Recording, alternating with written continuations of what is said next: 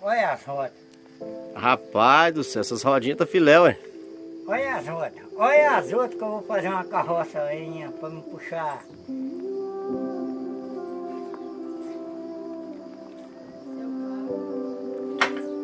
A hora que me dá na telha eu ficar à toa aqui, ó. Faço.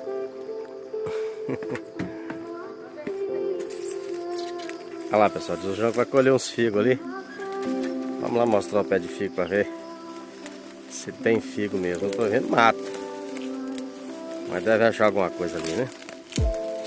Joãozinho, cuidado com cobra aí, hein? Uma cobra não pega a outra não. Olha, rapaz, achou uns figos bonitos.